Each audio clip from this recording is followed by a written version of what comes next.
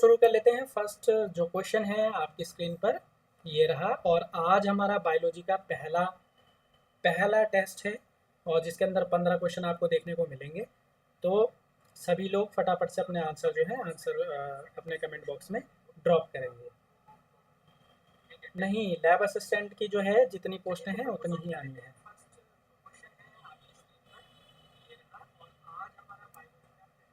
चलिए, तो पहले क्वेश्चन की तरफ बढ़ चलते हैं। फटाफट से सभी लोग आंसर करेंगे। पहला क्वेश्चन है, देखिए मैंने जो क्वेश्चंस आपके रखे हैं ये टोटल एनसीईआरटी के हैं। मतलब हम लोग इस टेस्ट सीरीज के अंदर 9 से लेके मतलब 9, 10th, 11th और 12th चार जो क्लासेस हैं उन सबके एमसीक्यू इसके अंदर करने वाले हैं। तो पहला जो क्वेश्चन है वो आपकी स्क्रीन पर ये रहा। क्वेश्चन है, भारतीय वानस्पतिक उद्यान कहाँ स्थित है? फटाफट से आंसर करेंगे। भारतीय वानस्पतिक उद्यान कहाँ स्थित है? Where is the Indian botanical garden located? तो फटाफट से आंसर करेंगे। Good evening. चलिए, फटाफट से आंसर करेंगे। भारतीय वानस्पतिक उद्यान कहाँ पर स्थित है? देखिए, इसी तरह के क्वेश्चन आपको कंफ्यूज कर सकते हैं एग्जाम में। और या एग्जैक्टली गीत कुमाई इनका आंसर राइट है। बाकी भाई सभी आप लोग जो है क्वेश्चन में फंस गए हैं। सभी लोग जो आंसर दे रहे हैं वो लखनऊ आंसर दे रहे हैं, जो कि आंसर बिल्कुल गलत है। जो कि आंसर बिल्कुल गलत है। बिल्कुल, ये आंसर बिल्कुल गलत है। आप देखो, यहाँ पर आपकी क्लास 11th की जो एनसीईआरटी का फर्स्ट चैप्टर हमारे पास है, वहाँ से आपके यहाँ पर 10 से 11 क्वेश्चन लिए गए हैं, ताकि आपको पता लग जाए कि किस तरीके से जो है क्वेश्चन जो है वहाँ से बन सकते हैं। तो देखो, यहाँ पर 3 मतलब हमारी एनसीईआरटी में 3 जो है इंस्टीट्यूशन दे रखे हैं, तीनों को मैंने आज पेपर में रखा है। तो देखो, अगर आपसे पूछा जाए कि भारतीय वानस्पतिक उद्यान कहाँ स्थित है, यानी where is the Indian botanical garden located, तो इसका जो राइट आंसर हो जाएगा वो जाएगा हावड़ा कलकत्ता। ध्यान रखिएगा, इसका जो आंसर होगा हावड़ा कलकत्ता होगा। ठीक है, ध्यान रखिएगा क्या होगा, हावड़ा कलकत्ता। तो पहला क्वेश्चन यानी भारतीय वानस्पतिक उद्यान कहाँ पर स्थित है, तो ये हमारे हावड़ा में स्थित है, जो कि कलकत्ता के अंदर पड़ता है। अगला क्वेश्चन आपकी स्क्रीन पर ये रहा। क्वेश्चन है, किसमें पौधों के नमूनों को कागज की शीट पर सुखाकर दबाकर परिरक्षित करते हैं? In which plant specimens are preserved by drying and pressing them on a sheet of paper? तो चलिए बताएंगे। जो लोग बायोलॉजी से हैं, जिन्होंने 11th 12th बायो से किया है, उनको समझ आ गया होगा क्वेश्चन। क्वेश्चन में पूछा जा रहा है मतलब वह कौन सा मेथड है जिसके अंदर हम क्या करते हैं, प्लांट के जो हमारे पास नमूने होते हैं, है ना, उनको हम क्या करते हैं, कागज़ की शीट पर पहले उन नमूनों को सुखाते हैं, देन उनको उस शीट पर लगाते हैं, देन प्रेस करके उसे लंबे टाइम के लिए प्रिजर्व करते हैं। बिल्कुल सही, सभी लोगों का आंसर बिल्कुल राइट है। तो इसका जो राइट आंसर हो जाएगा वो क्या हो जाएगा, हर्बेरियम, है ना। आपको याद होगा 11th और 12th क्लास में जब हम लोग बायोलॉजी पढ़ते हैं, है ना, जब हम लोग बायोलॉजी पढ़ते हैं तो हर्बेरियम फाइल बनवाई जाती है ना। बहुत से लोग जो हैं वो लैब में पुरानी वाली फाइल को ही कैरी फॉरवर्ड कर लेते हैं। लेकिन देखिए, अगर 11th 12th आपने बहुत अच्छे से बायोलॉजी करी होगी तो बायोलॉजी के पेपर में आपको कोई दिक्कत नहीं होती है ना। तो इस क्वेश्चन का जो आंसर है वो है हर्बेरियम फाइल, यानी हर्बेरियम इसका राइट आंसर होगा। अगला क्वेश्चन मोस्ट इंपॉर्टेंट क्वेश्चन है, किसे 20वीं शताब्दी का डार्विन कहा जाता है? Which is called the Darwin of the 20th century? चलिए, 20वीं शताब्दी का डार्विन किसको कहते हैं? क्वेश्चन मोस्ट इंपॉर्टेंट है। सीधे सीधे क्वेश्चन आपकी जो एनसीईआरटी है वहां से लिए गए हैं। चलिए, फटाफट से आंसर करेंगे।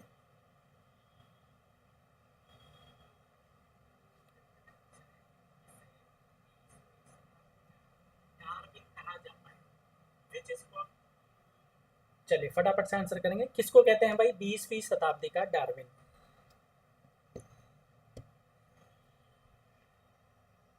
देखें जरा कौन आंसर राइट करता है। बहुत बढ़िया, भारती राइट आंसर है आपका। गीत, आपका आंसर भी राइट है। तो देखो ये प्रॉपर जो है एनसीईआरटी के क्वेश्चन है। देखो आप जानते हो कि जो डार्विन है ना, चार्ल्स डार्विन जो है, ये ओरिजिन ऑफ स्पीसीज इनकी पुस्तक थी, आपको पता है। मोस्ट इंपॉर्टेंट बुक है इनकी ओरिजिन ऑफ स्पीसीज यानी जातियों का उद्भव। तो ये बुक इनकी मोस्ट इंपॉर्टेंट है। इस बुक में इन्होंने बहुत सी स्पीसीज के बारे में वर्णन किया है, यानी उनको उनका डिस्क्रिप्शन दिया है। तो जो इस क्वेश्चन का जो आंसर राइट होगा वो होगा अर्नेस्ट मेयर। तो अर्नेस्ट मेयर ने क्या किया, इन्होंने स्पीसीज से कैसे अलग स्पीसीज बनती है, या फिर आप कह सकते हो कि एक स्पीसीज से किस तरीके से इवोल्यूशन के द्वारा, मतलब विकास के द्वारा दूसरी स्पीसीज बनती है, उसको इन्होंने डिफाइन किया, जिससे साइंटिस्ट जो हमारे बायोलॉजिस्ट थे उनको बहुत ज़्यादा मदद मिली। इसीलिए अर्नेस्ट मेयर को क्या कहते हैं, द 20th सेंचुरी डार्विन इनको कहा जाता है, यानी 20वीं शताब्दी का डार्विन, इसीलिए इनको कहा जाता है। इंग्लिश में ही तो है अर्नेस्ट मेयर, ठीक है। अगला क्वेश्चन, मुकुलन द्वारा जनन किसमें होता है? मुकुलन द्वारा जनन किसमें होता है? In which of the following, in which of the following does reproduction take place through budding? आपको बताना है कि मुकुलन द्वारा जनन किसमें होता है। चलिए फटाफट से बताएंगे। मुकुलन द्वारा जनन किसमें होता है? अर्नेस्ट मेयर है ना, अर्नेस्ट हैकल जो है ना, उसमें कोई इतना चेंज नहीं है ना। अर्नेस्ट मायर, या हिंदी में इसको लैटिन में सीधे लिखा है इसीलिए वो अर्नेस्ट मेयर लिखा जाता है, ठीक है। चलिए तो फटाफट से आंसर देंगे। क्वेश्चन है मुकुलन द्वारा जनन किस में होता है?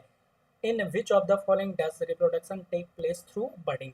आपको पता है मुकुलन क्या होता है ना। मुकुलन मेनली जो है हम लोग हाइड्रा में पढ़ते हैं ना, हाइड्रा में हमने मुकुलन को देखा है ना, हाइड्रा में हमने मुकुलन को देखा है।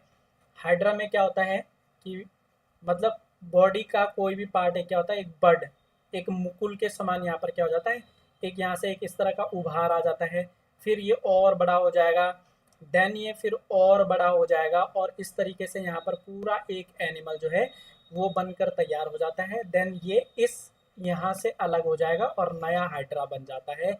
इसे ही हम लोग क्या कहते हैं, इसी प्रोसेस को हम कहते हैं मुकुलन यानी बडिंग। तो ध्यान रखिएगा, हाइड्रा और यीस्ट ये दो तो हम लोग 9th-10th में पढ़ चुके हैं, लेकिन ध्यान रखना मूंगा यानी कोरल में भी जो है बडिंग से रिप्रोडक्शन होता है। तो यहाँ पर आपका जो आंसर हो जाएगा राइट वो क्या हो जाएगा, सभी।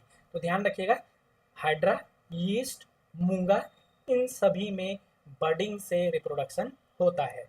अगला क्वेश्चन है निम्नलिखित में से किसमें वास्तविक पुनर्जनन होता है? In which of the following true regeneration takes place? तो बहुत अच्छा क्वेश्चन है, कंफ्यूज नहीं होना है। क्वेश्चन है in which of the following true regeneration takes place, यानी निम्नलिखित में से किसमें वास्तविक पुनर्जनन होता है? चलिए फटाफट से बताएंगे, वास्तविक पुनर्जनन किसमें होता है?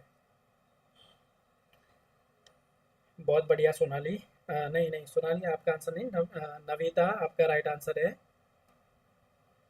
देखो जो जिन लोगों ने उत्तराखंड वन दरोगा के लिए अच्छे से पढ़ा होगा ना, देखो मैंने आपको पहले भी कहा है कि हो सकता है किसी बच्चे की बहुत छोटी छोटी मिस्टेक की वजह से सिलेक्शन ना हुआ हो, लेकिन अगर उसने बहुत अच्छे से पढ़ लिया 9th-10th वाला जो हमने पढ़ाया है, तो आपके कॉन्सेप्ट जो है वो ऑलरेडी क्लियर है। अब आपको समस्या नहीं होगी 11th-12th पढ़ने में, है ना, कोई भी किसी भी तरीके की समस्या नहीं होगी। क्योंकि जैसे देखो पीछे वाला क्वेश्चन था, ये ऑलरेडी हम लोग कर चुके हैं ना, ए सेक्सुअल रिप्रोडक्शन में इसको पढ़ चुके हैं कि भाई बडिंग क्या होता है, बहुत अच्छे से हमने इसको पढ़ा हुआ है ना। तो अब यहाँ पर आपका जो जितनी भी चीज़ें आएंगी तो आपको अच्छे से वो पीछे से याद आ जाएंगे कि हाँ हमने ये चीज़ें वहाँ पर पढ़ी थी, ठीक है।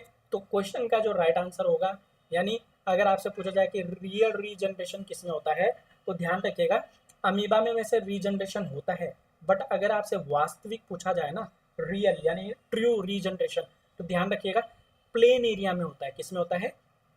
प्लेन एरिया में होता है जो कि एक फ्लैट वॉर्म है। क्या है? एक फ्लैट वॉर्म है। क्या है? एक चपटा क्रीमी। क्या है? चपटा क्रीमी, जो कि प्लेटे हेलिमेंथ्रिस फाइलम का है ना। हमने बहुत अच्छे से इसको पढ़ा हुआ है कि प्लेन एरिया, और इसमें क्या होता है कि मतलब बाई एक्सीडेंटली या फिर संघर्ष यानी लड़ाई के दौरान अगर प्लेन एरिया का शरीर का कोई भी पार्ट अगर टूट जाए तो ये उसको क्या कर लेता है, इसको दोबारा से बना लेता है। ठीक है, तो इसी प्रोसेस को हम कहते हैं ट्रू रीजनरेशन, और ट्रू रीजनरेशन जो है प्लेन एरिया में होगा। बाकी देखो अमीबा जो है, अमीबा रिप्रोडक्शन के लिए रीजनरेशन करता है।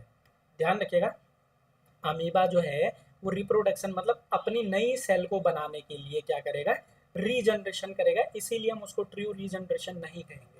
लेकिन प्लेनेरिया क्या करता है, जैसे आपने छिपकली देखा होगा ना, छिपकली अपनी पूंछ गिरा देती है, तो उसी तरीके से प्लेनेरिया का अगर शरीर का कोई भी पार्ट अगर टूट के गिर जाए है ना, या चोटिल हो जाए, तो फिर वहां पर ये नया जो पार्ट को क्या कर लेता है, बना लेता है।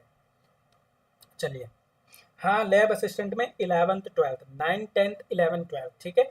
तो सारे क्वेश्चन जो है आपके 9 10th 11 12 के होंगे। अगला क्वेश्चन, ये सारे क्वेश्चन आपके 11th क्लास के हैं, 11th क्लास की जो एनसीईआरटी है 11वीं क्लास की, वहाँ के क्वेश्चन है। अगला क्वेश्चन है पैंथर पारडस, यानी पैंथर पैराडस इज। अब यहाँ पर पैंथर पैराडस जो है ये आपका जूलॉजिक नेम दे रखा है, अब आपको बताना है कि ये किसका है। ठीक है, पैंथर पैराडस। चलिए फटाफट से आंसर देंगे भाई, फटाफट से आंसर दीजिए, देखें जरा किस किसका आंसर राइट है। अभी तक तो किसी का आंसर नहीं आया, फटाफट से आंसर करें। हाँ हाँ हाँ हाँ, नहीं, हाँ शालिनी पवार राइट आंसर। क्योंकि देखो 11वीं क्लास में आपके ये सब चीज़ें हैं, है ना। 9 10 तो जो नोट्स आपको बनवा रखे हैं वन दरोगा में, जो हमारे साथ जुड़े थे, तो अपने वही नोट्स रखना। 9 10 में उसके अतिरिक्त कुछ पढ़ने की आवश्यकता नहीं है। हाँ, जो चीज़ें एडवांस वन दरोगा में आई थी वो सबकी सब अब 11 12 में आपके ऑलरेडी कवर हो जाएंगी। ठीक है, तो देखो पेंथर पारडस कौन है, अब मैं आपको बताता हूँ। देखो शेर जो है, इसका इसका जो आपका जूलॉजिक नेम होता है वो क्या होता है, पैंथरा। तो देखो सब में आएगा, पैंथेरा सब में आएगा। ठीक है, पैंथेरा लियो, शेर का ध्यान रखना, लॉयन और लियो। ठीक है, अब बाघ का क्या होगा, पैंथरा तो सबका आएगा, कॉमन नेम है। ठीक है, और टाइगर का क्या आ जाएगा, टिग्रिस, टिग्रिस। ठीक है, तेंदुआ लेपर्ड, है ना, लेपर्ड आपने देखा होगा, तेंदुआ स्नो लेपर्ड तो देखा होगा ना, लेपर्ड। तो देखो लेपर्ड में भी पैंथरा तो कॉमन है, पैंथरा। अब पैंथरा पैराडस, ध्यान रखिएगा, पैंथरा पैराडस जो है वो आपका तेंदुआ यानी लेपर्ड का है। चीता जो अभी ये नामीबिया से जो है ना, आपको पता है हमारे कूनो नेशनल पार्क मध्य प्रदेश में जो चीते लाए गए हैं, तो चीता जो इंग्लिश में भी चीता ही होता है। और इसका जो जूलॉजिक नेम है वो है Acinonyx, Acinonyx, Acinonyx, Acinonyx jubatus, Acinonyx jubatus. ठीक है, तो ध्यान रखिएगा, पैंथरा लियो शेर का, पैंथरा टिग्रिस बाघ का, पैंथरा पैराडस तेंदुए का, और एसिनोनिक्स जुबेटस चीते का। ठीक है, तो मे भी हो सकता है यहाँ से आपको एक क्वेश्चन जो है देखने को मिल जाए, क्योंकि आपकी 11वीं क्लास में है, तो हो सकता है एक क्वेश्चन यहाँ से आपको पूछा जा सकता है। ठीक है, और चारों में अंतर ध्यान रखना, जैसे शेर तो आपको पता है ना, शेर आपने देखा होगा, बाघ टाइगर होता है जो बंगाल टाइगर जो कहते हैं, लेपर्ड आपने देखा होगा जिसपे स्पॉट होते हैं ना, स्पॉट होते हैं, आप देखना, जिनको नहीं पता वो आप सर्च करना। बाकी चीता आपको पता है, वो जो जो सबसे तेज दौड़ता है इनमें चीता ही है ना, सबसे तेज इनमें चीता ही दौड़ता है, जो कूनो नेशनल पार्क में अभी लाए गए हैं नामीबिया से। ठीक है, अगला क्वेश्चन, मस्का किसका वंश है, मस्का इज जीनस ऑफ। चलिए फटाफट आंसर बताएंगे, मस्का किसका वंश है, किसका वंश है मस्का। चलिए कोई बात नहीं, कोई बात नहीं, अब गलत नहीं होना चाहिए, पेपर में गलत नहीं होना चाहिए। ठीक है, पेपर में गलत नहीं होना चाहिए। चलो फटाफट बताएंगे।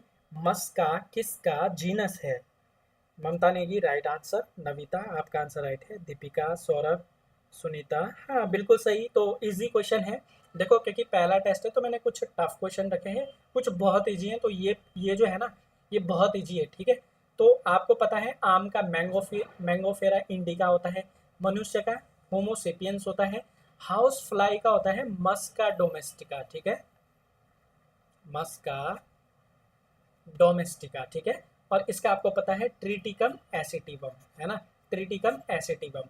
तो ध्यान रखना हम लोग क्या करते हैं, जो हमारा द्विपद नाम पद्धति है ना, जो बाइनोमियल जो हमारा क्लेचर है, उसके अंदर आपको पता है कि जो फर्स्ट होता है, जैसे यहीं पे मस्का डोमेस्टिका को हम देख लेते हैं, ठीक है। जैसे मस्का डोमेस्टिका मैंने लिखा, तो मस्का में ये तो आपका जीनस होगा, पर ये आपकी स्पीसीज होगी, है ना। ये आपका जीनस होता है यानी ये वंश होता है, पर ये जाति होती है।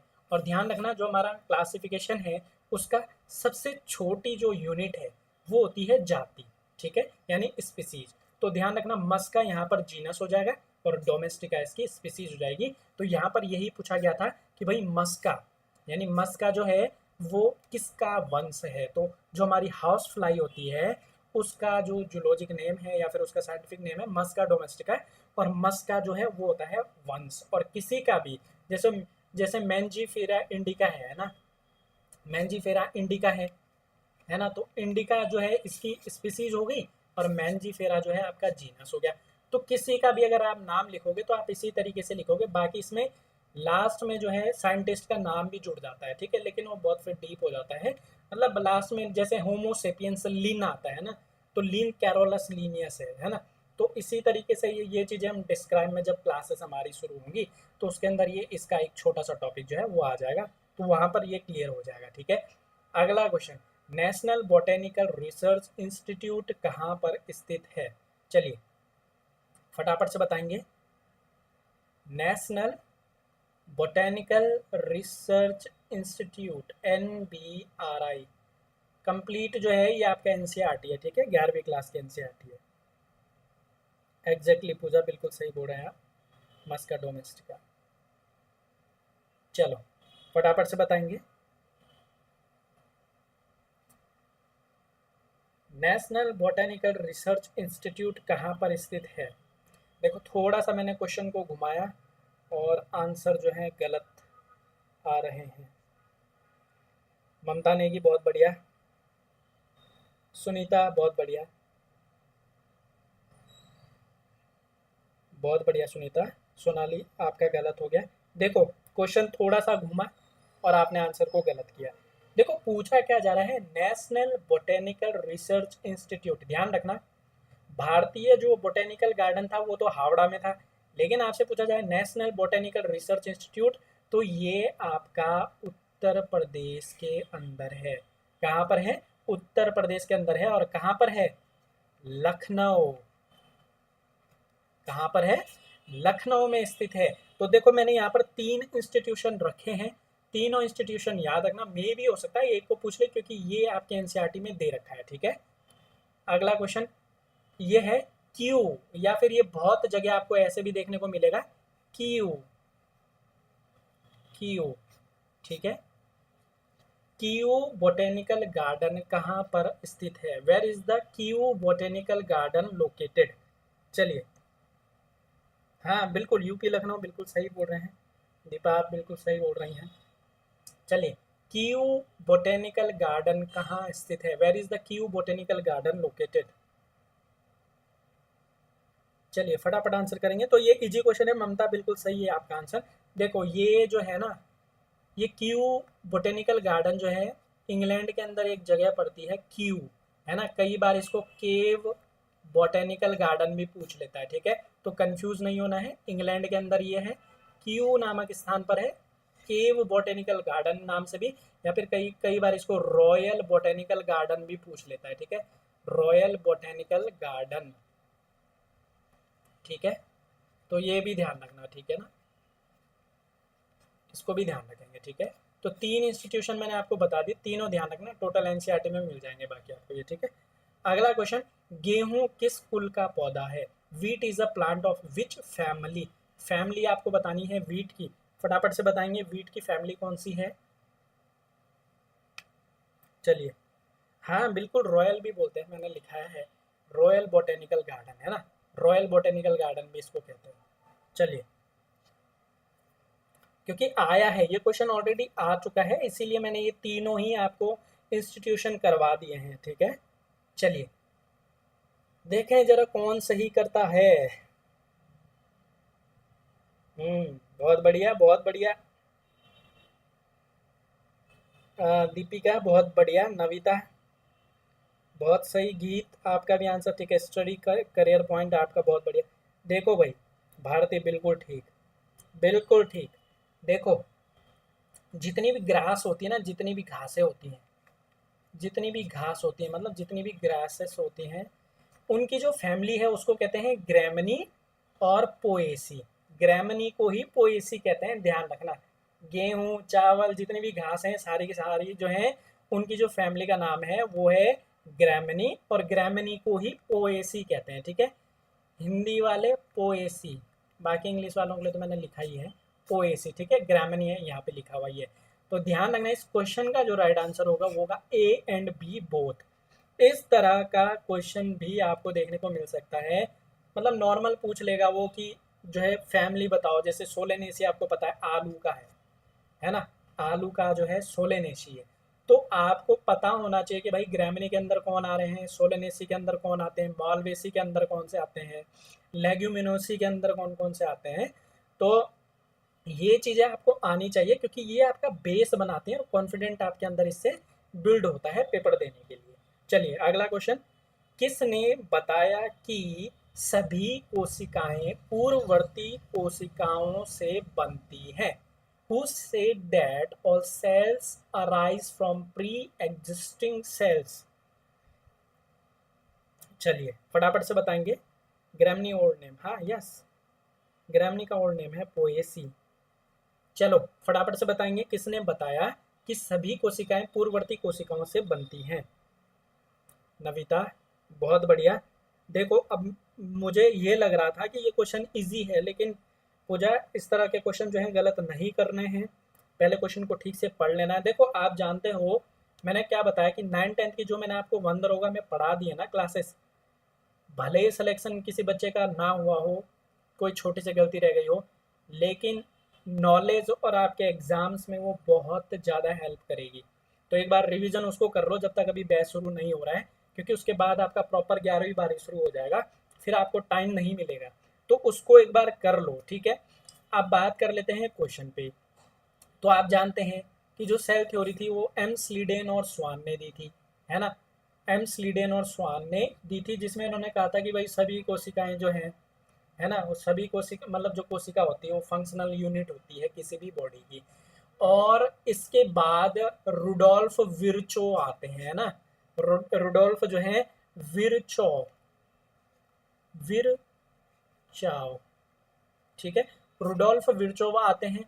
ये बताते हैं कि भाई जितनी भी सेल्स हैं अभी वो किससे बनी हैं, वो उससे पहले जो कोशिका थी उससे ही निकली है ना।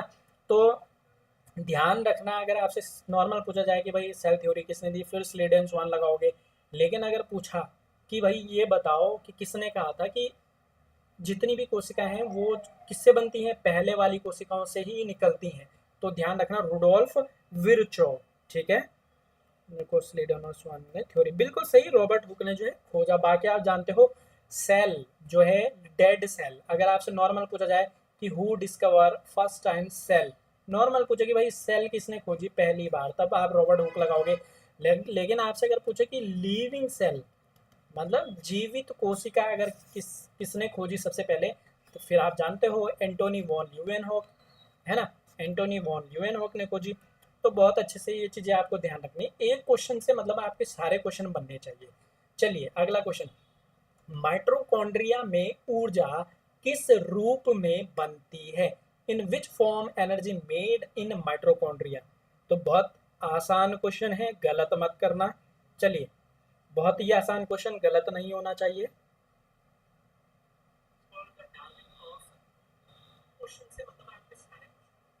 चलिए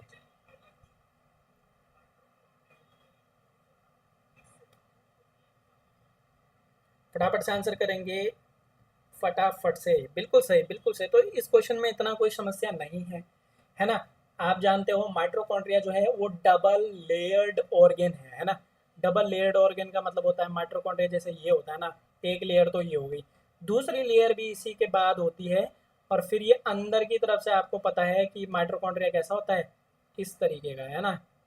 तो ये जो है ना, ये इसे कहते हैं डबल लेयर्ड ऑर्गेन है ना, डबल लेयर्ड। बाकी तो 11th-12th में तो काफ़ी अच्छा है माइटोकॉन्ड्रिया के बारे में दे रखा। जब क्लासेस शुरू होंगी तो इसमें सब चीज़ें आपको बता दी जाएंगी, और इसके अंदर जो एनर्जी बनती है वो एडिनोसिन ट्राई, मतलब ट्राई फॉस्फेट,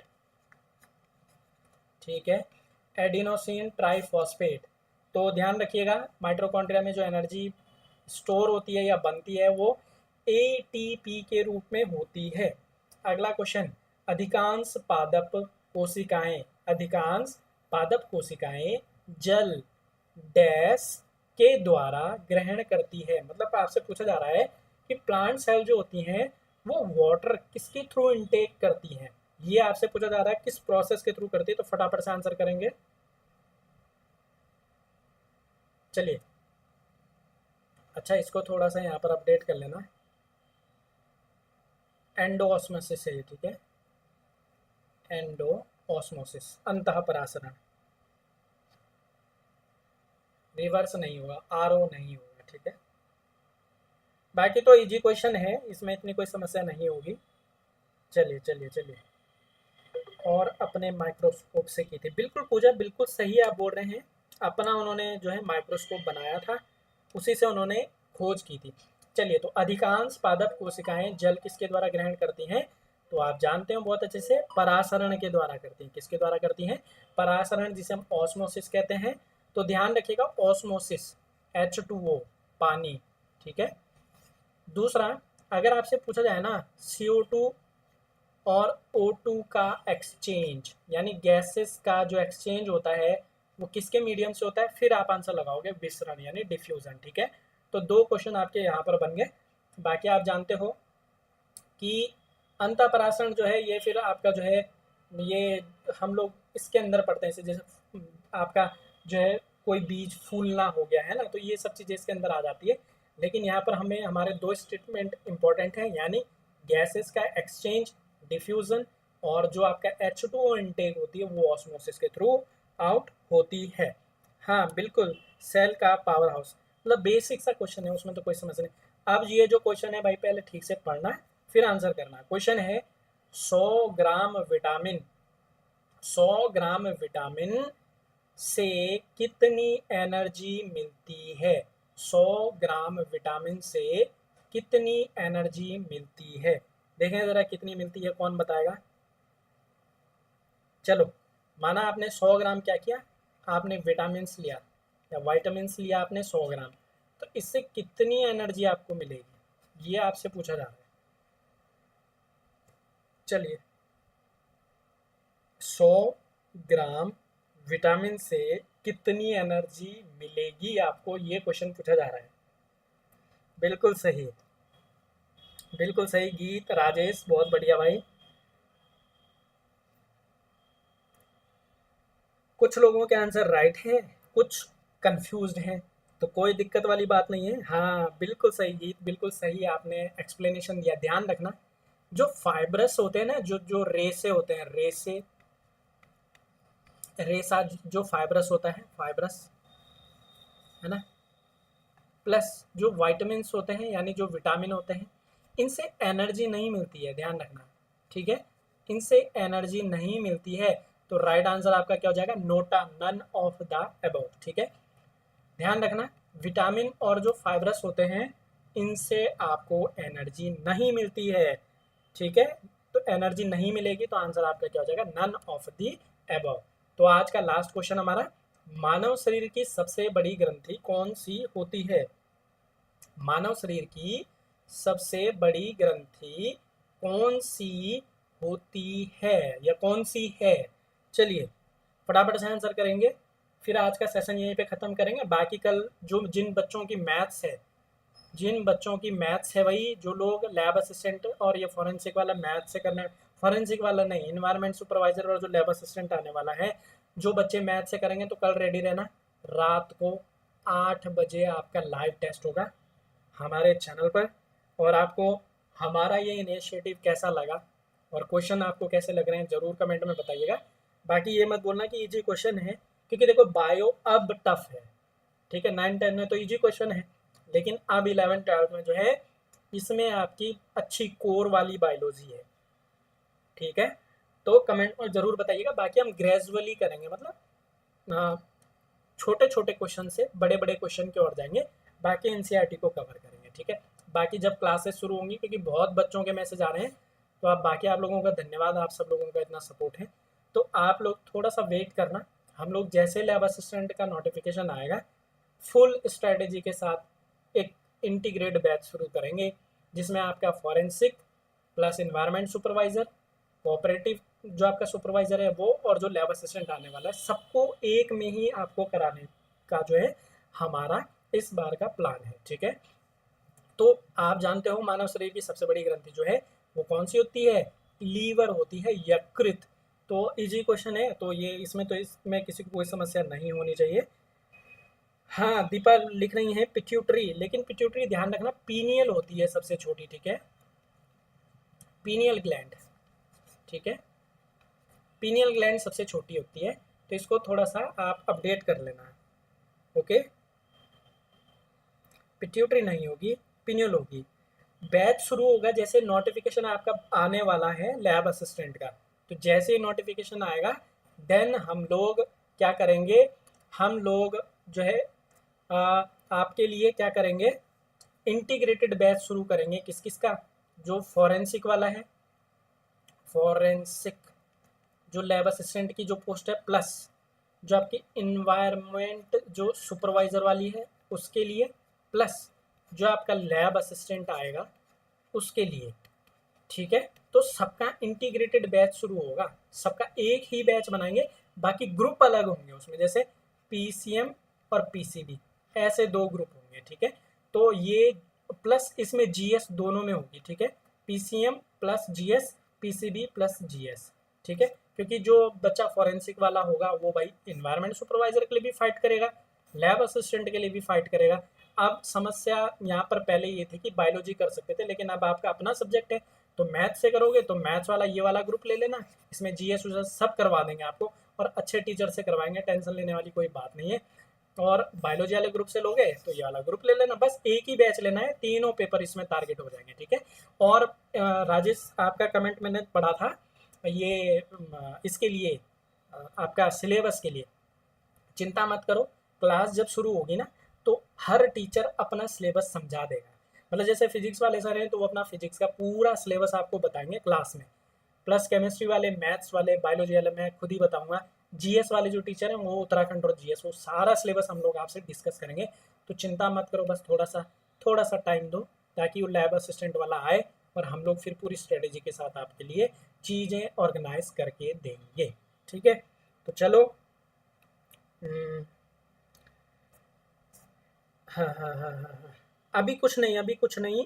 हाँ राजेश, मैंने आपको सिलेबस के लिए बता दिया, उस सिलेबस हम लोग कर देंगे, क्योंकि उसमें ऐसा है ना, उसमें पूरा 11th और 12th का सिलेबस दे रखा है, तो ज़्यादा बेटर है कि आपको टीचर एक एक सब्जेक्ट का, मतलब जैसे फिजिक्स वाले सर वो अपना फिजिक्स का बता देंगे, केमिस्ट्री वाले सर केमिस्ट्री का, बायोलॉजी का मैं बताऊंगा, मैथ्स वाले मैथ्स का बताएंगे, जीएस वाले जीएस का बताएंगे। तो वो एक अच्छी स्ट्रैटेजी, उससे आपको चीज़ों की समझ भी होगी, है ना। क्योंकि हम क्या करेंगे, प्रॉपर पहले सिलेबस को ही देखेंगे और उसके हिसाब से चलेंगे, ठीक है, ताकि आपको कोई दिक्कत ना हो।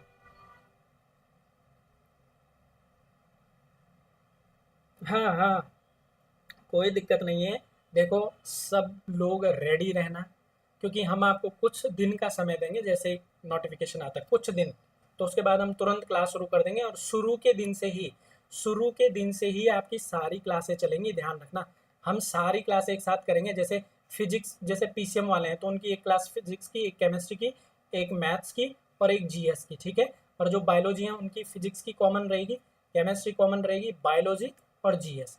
तो ये 4 क्लासें आपकी पर डे चलेंगी, तब जाके सिलेबस जल्दी से होगा और रिवीजन का टाइम मिलेगा। और जो 1 दरोगा में गलती की वो नहीं करनी है, छोटी छोटी मिस्टेक वो नहीं करनी, तो उसके लिए रिवीजन जरूरी है, ठीक है, चलिए जितनी भी चीज़ें आएंगी ना, कोई टेंशन लेने वाली बात नहीं राजेंद्र जी, हम एक एक बिंदुवार टॉपिक करेंगे, मतलब जैसे सिलेबस में दे रखा ना उसी तरीके से, ठीक है। तो चलिए आज के लिए अभी यहीं पे ख़त्म करते हैं, बाकी कल के लिए रेडी रहना भाई आप लोग, कल मैथ्स होगी, बाकी बहुत जल्दी आप लोगों की जो है जीएस की जो टेस्ट है वो भी शुरू हो जाएंगे। तो चलिए आज के लिए इसको यहीं पे ख़त्म करते हैं, अब मिलेंगे आपको फिर से नए टेस्ट के साथ, तब तक के लिए धन्यवाद, जय हिंद, जय उत्तराखंड।